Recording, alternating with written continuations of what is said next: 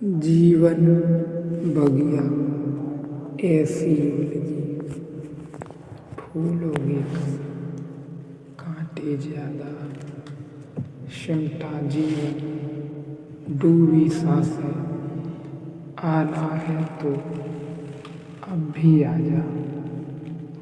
यदि आपने अभी तक अंतिम अध्याय नहीं देखा है तो कृपया करके अंतिम अध्याय देखें, इसके बाद ही इस अध्याय में प्रवेश करें। बिना पिछला अध्याय देखें इस अध्याय को समझ पाना करीब मुश्किल है।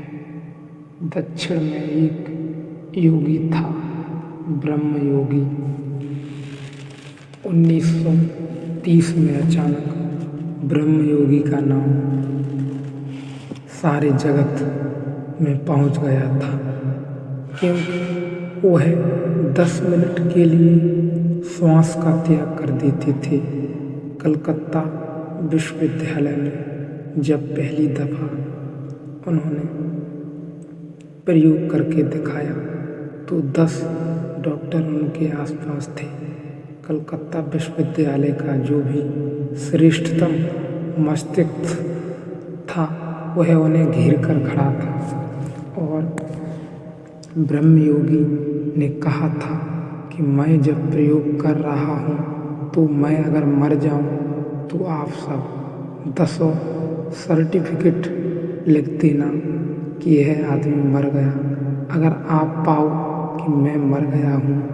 और उन 10 डॉक्टरों ने ब्रह्म योगी की श्वास रुक जाने पर सर्टिफिकेट पर दस्तखत किए कि ब्रह्म योगी मर गए हैं, क्योंकि मरने के जो भी लक्षण थे चिकित्सा शास्त्र के अनुसार, जिनको लक्षण कहता है चिकित्सा शास्त्र, वे पूरे हो गए।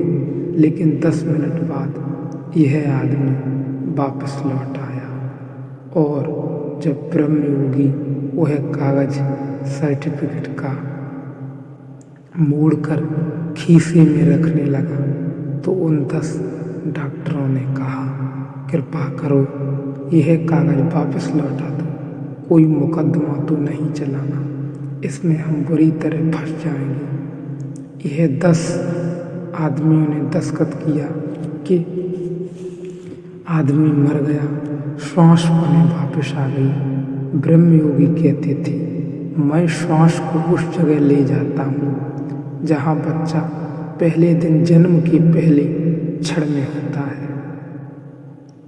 डूबते डूबते उस क्षण में होता है, श्वास को उस जगह ले जाता हूँ, उस क्षण में होता है। डूबते डूबते श्वास शांत हो जाती है।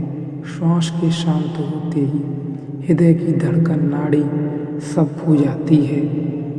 ज्यों ही सब खो जाती है, लेकिन यह आत्मा अभी भी है, नहीं तो वापस कौन लौटेगा। यह आदमी वापस लौट आता है। फिर रंगून और ऑक्सफोर्ड में भी उन्होंने प्रयोग किए तो डॉक्टरों ने उनको कहा कि अगर आप सही हो और हम किसी धोखे में नहीं पड़े हैं तो फिर हमें मृत्यु की परिभाषा बदलनी पड़ेगी। अब तक तो हम यही कहते थे कि ये लक्षण पूरे हो गए तो आदमी मर गया, और अब तक हमने जितने लोगों को सर्टिफिकेट दिए पता नहीं उनमें कितने लोग मरे थे। लेकिन अब इसे जानने का कोई उपाय भी नहीं है। सच तो यह है उनमें से कोई भी नहीं मरा था।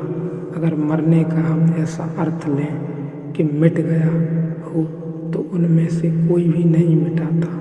इतना ही अर्थ ले सकते हैं कि जो यंत्र श्वास लेता था अब श्वास लेने में समर्थ नहीं रहा।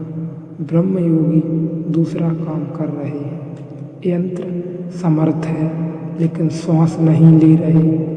मरता हुआ आदमी भी यही काम कर रहा है, श्वास तो लेना चाहता है लेकिन यंत्र समर्थ नहीं रहा। इन 2 में से एक कम हो जाए तो श्वास बंद हो जाएगी, या तो यंत्र खराब हो जाए और या सांस बंद कर ली जाए क्षण भर को तो हम भी रोक सकते हैं। कोई भी रोक सकता है। क्षण भर को अगर हम रोक सकते हैं तो क्षण भर को हम बिना प्राण के रह जाते हैं। क्षण भर को रह सकते हैं बिना प्राण के, तो 10 क्षण को भी रह सकते हैं। वह कोई बड़ी बात नहीं, प्रयोग की ही बात है। बिना प्राण के, बिना मन के नहीं सोचता हूँ तब भी होता हूँ। बिना प्राण के, बिना मन के नहीं सोचता हूँ तब भी होता हूँ। गहरी निंद्रा में विचार खो जाते हैं, स्वप्न खो जाते हैं, फिर भी मैं होता हूँ। अब तो वैज्ञानिक कहते हैं आपके जाते हैं स्वप्न खो जाते हैं। वैज्ञानिक कहते हैं हम आपके मस्तिष्क को पूरा का पूरा निकाल कर अलग कर लें तो भी आपका अस्तित्व नष्ट नहीं हो जाता। आप होते हैं, मन अनिवार्य नहीं है होने के लिए। सच तो यह है हमें रोज रोज गहरी नींद में इसीलिए जाना पड़ता है कि हम मन से इतने थक गए होते हैं कि उसको थोड़ी देर के लिए छुटकारा देना जरूरी होता है। अन्यथा हम बासे हो जाएंगे, उधार हो जाएंगे, सड़ जाएंगे। मैं मन भी नहीं, बिना बुद्धि का साक्षी हूँ। एक आदमी बुद्धिपूर्वक साक्षी हो सकता है। जब भी कोई आदमी प्रयोग करता है साक्षी होने का तो बुद्धिपूर्वक करता है। वह कहता है मैं साक्षी रहूँगा, मैं चेष्टा करूँगा, मैं साक्षी होने का प्रयास करूँगा। सब प्रयास, सब चेष्टा बुद्धि की है। इसलिए बुद्धिपूर्वक कोई साक्षी नहीं हो पाता। बुद्धि खो जाए तब साक्षी हो पाता है, क्योंकि बुद्धि कभी कभी भी साक्षी नहीं हो सकती, कभी भी नहीं हो सकती।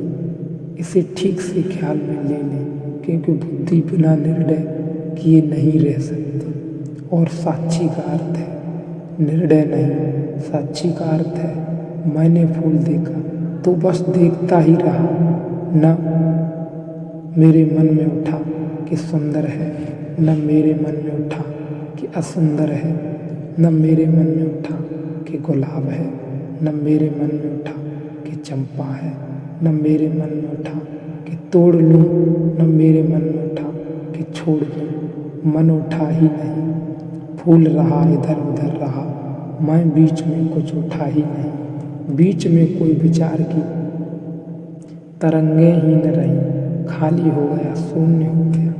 बीच में उधर फूल, इधर मैं फूल का साक्षी हुआ।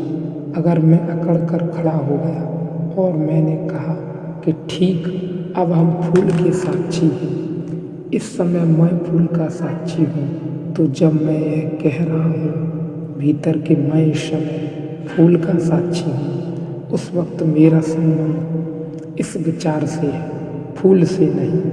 अगर देखते ही मुझे मन में थोड़ी सी भी झलक आ गई यह सुंदर है, नहीं बना शब्द, सिर्फ झलक आई। नहीं बना शब्द, सिर्फ झलक आई। फिर भी नहीं बना झलक, नहीं बना शब्द, फिर भी सिर्फ झलक आई। फिर भी बुद्धि आ गई, क्योंकि बुद्धि बिना निर्णय के नहीं रह सकती।